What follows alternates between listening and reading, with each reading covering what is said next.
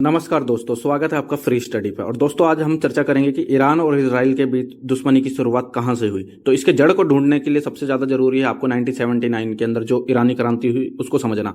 मगर उसको समझते हुए हम ये पहले समझेंगे कि उस समय जो अरब देश है उनके अंदर क्या खलबली मच रही थी, क्योंकि ये जो टाइम है वो सेकेंड वर्ल्ड वॉर के बाद का और ये कोल्ड वॉर का टाइम है। और कोल्ड वॉर के अंदर आप जानते होंगे कि विश्व हमेशा से दो ध्रुव के अंदर बटा रहा।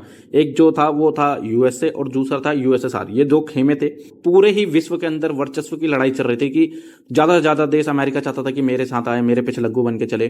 जो यूएसएसआर था वो भी ये चाहता था कि ज्यादा से ज्यादा देश मेरे साथ आए। और ये मिलाने की राजनीति ने ही कहीं ना कहीं जो इजराइल और फिलिस्तीन का मुद्दा था इसको एक तरीके से अंतरराष्ट्रीय मंच पर लाके खड़ा कर दिया। और यहाँ पर एक होड़ सी लग गई, यदि आपको इस्लाम का नेता बनना है, यानी आपको इस्लाम के अंदर सबसे सर्वोच्च जो इस्लाम कंट्री है उनके अंदर सर्वोच्च नेता का पद लेना है, कि ये सारे जो कंट्रीज है ये किसके एक कहने के इशारे पे चलेंगे, यानी कौन से नेता के कहने के इशारे पे चलेंगे।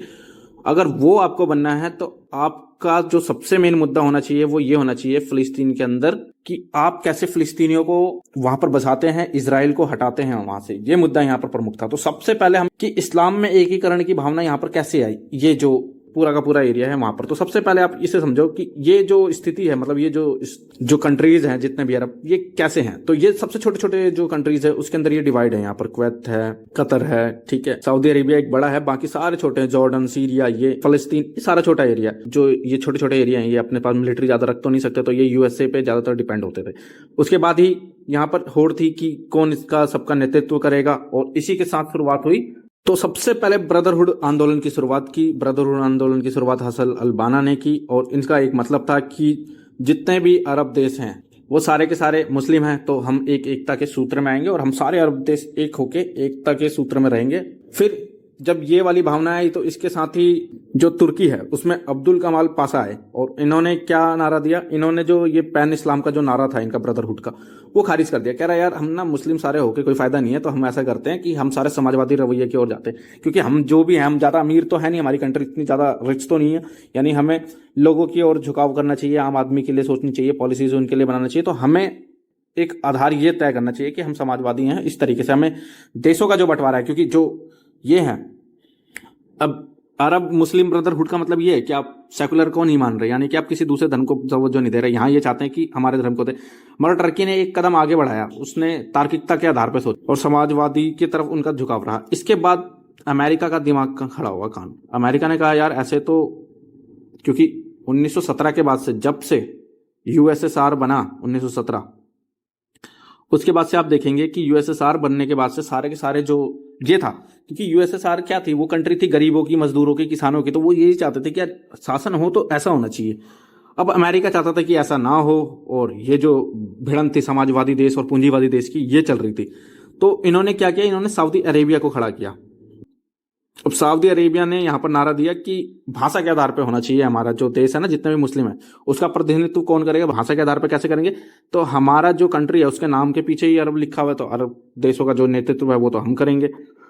अब यहाँ पर ये वाली घटनाक्रम चल ही रही थी। अब इसी घटनाक्रम में चलते चलते आप देखेंगे कि इजराइल का जन्म हुआ, इजराइल बना।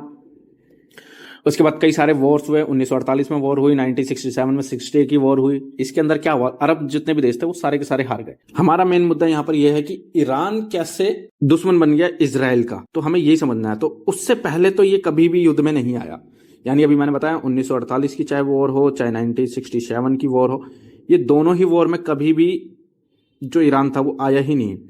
ये वॉर इजराइल में हो रही थी। तो यहाँ पर क्या था, ये तीन कंट्री ही यहाँ पर लड़ाई कर रहे हैं, सीरिया कर रही है, इजिप्ट कर रही है, और यहाँ पर जॉर्डन है, वो हो गया। ये सारी की सारी कंट्रीज यहाँ पर लड़ाई कर रही है, मगर कभी ईरान नहीं आया इन दोनों में। क्यों नहीं आया, क्योंकि ये यूएसए के साथ थे, और यूएसए के साथ थे यानी कि ये कभी इसके खिलाफ थे ही नहीं। मगर जैसे ही 1979 के अंदर ईरान में क्रांति हुई आयतुल्लाह खुमैनी के नेतृत्व में, तो इनका जो झुकाव था वो सीधा, अब आप अमेरिका के साथ तो पहले थे, इनका फिर से वही समाजवादी रवैया आया। समाजवादी रवैया का मतलब है कि यूएसएसआर के कान खड़े हो गए कि हाँ एक क्रांति तो चलो हमारे नेतृत्व में करवाई, क्योंकि पीछे से सपोर्ट यूएसएसआर ने की थी यहाँ पर तख्ता पलट में। अब ईरान के अंदर क्रांति हुई, यहाँ पर तख्ता पलट हो गया, अब इनका झुकाव यूएसएसआर की तरफ हो गया। इस पर ध्यान अमेरिका का गया कि यार ये कैसे हो गया, यहाँ से तो हमारी पूरा का पूरा एक देश टूट जाएगा। 1979 ही वो डेट है जिसके बाद से आप देखेंगे ईरान का हमेशा रुख आक्रामक रहा इजराइल के प्रति। इसके बाद क्या हुआ था, यहाँ पर यूएसए जो था अब जैसे ही इनका झुकाव यूएसएसआर की तरफ हुआ तो यूएसए ने क्या किया, ईरान पे प्रतिबंध लगा दिए। सबसे पहले ईरान ने क्या किया कि वहां पर अब ऑयल के भंडार थे, उस पर इन्होंने राष्ट्रीयकरण कर लिया। अब कोई विदेशी कंपनी कोई इनके तेल की कीमतें तय नहीं कर पाती थी। उससे पहले ये जो ब्रिटेन, अमेरिका थे, फ्रांस थे, ये सारी कंट्रीज ऐसी थी जो अरब देश के अंदर आती तो थी, क्योंकि तेल इनके पास नहीं था, तेल अरब देश के पास था, मगर कीमतें ये तय कर देते थे कई कई बार। तो इससे पहले भी क्राइसिस हो चुके थे, मगर डॉलर ही आज भी हेजेमनी के तौर पे है, तो वहां पर उस टाइम भी था। तो 1979 के अंदर यहाँ पर जब ये ईरान में क्रांति हुई तो इनका सीधा ध्यान गया हमारे को एकता लानी है, और सीधा इनका ध्यान गया कि हमें जो चाहिए वो ये है कि जो फलस्तीन है उस एरिया को इजराइल खाली कर दे और वहां पर एक मुस्लिम देश बना दे जैसे पहले बनाना था। इसके बाद अब यहां पर इजराइल का एक नया दुश्मन पैदा हो गया, और वो दुश्मन था ईरान। ईरान ने इजराइल को नीचा दिखाने के लिए, मारने के लिए, वहां पर से इनको भगाने के लिए क्या किया, एक तो उन्होंने लिबनान के अंदर एक विद्रोही गुटों को सहारा दिया, पैसा दिया। यहाँ पर फलस्तीन के अंदर भी आप देखेंगे कि गाजा पट्टी के अंदर हमास का उदय हो चुका था, तो उसको भी ये धीरे धीरे सपोर्ट कर ही रहे थे। यमन में हूती विद्रोहियों को इन्होंने सपोर्ट दिया। हूती जो विद्रोही है उसमें ज्यादातर वो सिया हैं, और जो सऊदी अरब है वो एक सुन्नी कंट्री है, तो ईरान एक सिया कंट्री है। अब ये सिया कंट्री दो एक साथ हो गए। इराक जो था वो सुन्नी कंट्री था, तो ईरान ने इराक पर भी आक्रमण कर दिया। 8-10 साल तक इन दोनों के बीच में, और अब यहाँ पर ये सारे आपस में खिचड़ी की तरह लड़ रहे हैं एक तरीके से। अब इजराइल का जो मेन दुश्मन है वो इनसे तो नहीं लड़ेगा, सऊदी अरेबिया से इसलिए नहीं लड़ेगा क्योंकि सऊदी अरेबिया से वो लड़ना इसलिए नहीं चाहता क्योंकि सऊदी अरेबिया तो पहले ही अमेरिका के साथ है, और अमेरिका के साथ है, यानी कि वो इजराइल को कुछ कर नहीं सकता। तो यहाँ ये डायरेक्ट जो लड़ाई हुई इजराइल की वो ईरान से होती थी, मगर ये दोनों आपस में लड़ते नहीं थे। इजराइल ने तो कई सारे हमले इन पे किए हैं, मगर ईरान ने कभी पलटकर इस पे वार नहीं किया जैसे अब इन्होंने कर दिया। तो इससे पहले 1979 से पहले कभी ये लड़ने नहीं आए, और ना लड़ने आने का रीजन ही यूएसए था। और यूएसए जब यहां से हटा तो इन्होंने कई सारे इनके ऊपर सैंक्शंस लगाए, इराक पर प्रतिबंध लगा दिए। ऑयल जैसे ही इन्होंने बंद किया तो अब इनको जीने के लिए कुछ तो करना पड़ेगा। तो इन्होंने क्या किया, इन्होंने कहा कि हम इस जगह को हिलाएंगे, और अब इस्लाम के जो नेता बनेंगे वो हम बन के एक वर्ल्ड में पावर के तौर पर उभर कर आएंगे इस जगह पर। जैसे अभी चीन कर रहा है वो एक पावर के तौर पर उभर के आ रहा है, वैसे ही ये भी चाहते थे कि हम एक पावर के तौर पर उभर के आए। फिर यहाँ पर जो ये पाकिस्तान था ये भी क्या बोलते हैं इसे, यूएसए के साथ था। तो जैसे ही अब ये सिचुएशन देखो कि ये जो एरिया है, सिर्फ ईरान एक ऐसा देश है जो यहाँ पर जो साथ नहीं है अमेरिका के, तो इसी का फायदा उठाया, क्योंकि यहाँ पर कुछ ना कुछ करके यूएसएसआर भी चाहता था कि मेरे यहाँ पर अपनी धाक बनी रहे। तो ईरान को सपोर्ट किसने करना शुरू किया, वो यूएसएसआर ने शुरू करना शुरू किया। तो ये जो इंटरनेशनल पॉलिटिक्स है इसके अंदर क्या है, कोई भी परमानेंट ना फ्रेंड होता है ना कोई दुश्मन होता है। तो यहाँ सारे के सारे एक हित में आ गए।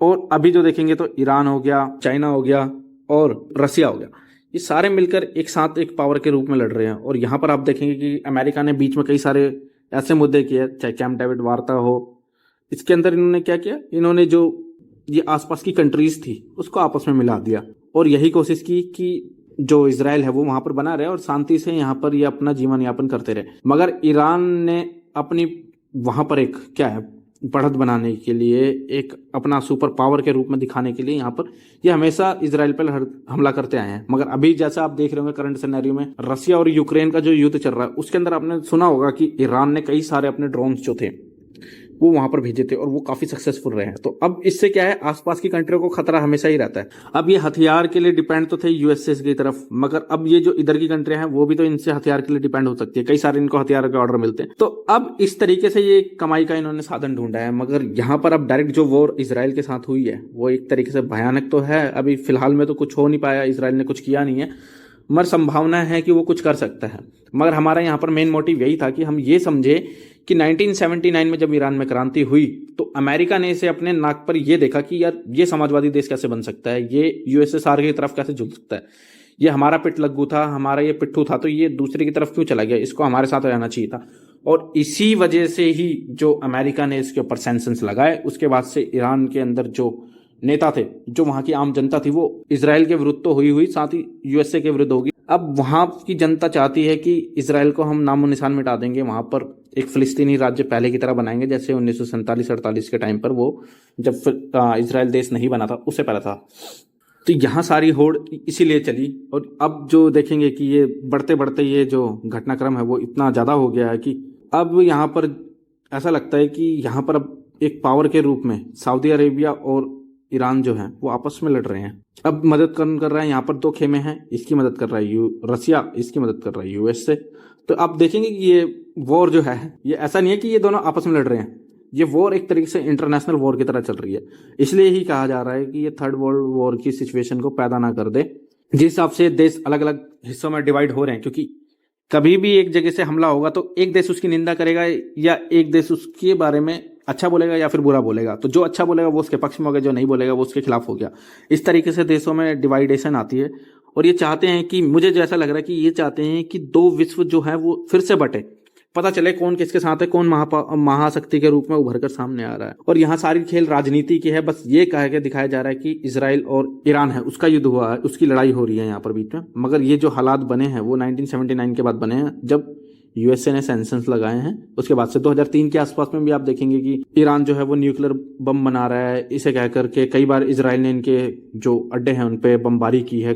बहुत सारे बम्बार्डमेंट इन्होंने इजराइल ने इनके ऊपर किए। पर खुले तौर पर ईरान ने इस बार जैसे कहा था कि 24 से 48 घंटे में हम एक्शन लेंगे, और वो लेके दिखा दिया इन्होंने इजराइल पर। तो ये डायरेक्ट ही वॉर के अंदर आ गए हैं। अब खैर सलाह मशवरा के साथ ही ये होगा, थर्ड वॉर इतनी जल्दी हो तो नहीं सकता। मगर यहाँ से ये आप कह सकते हैं कि अब डिवाइड होने शुरू हो गए हैं कंट्रीज पूरे के पूरे।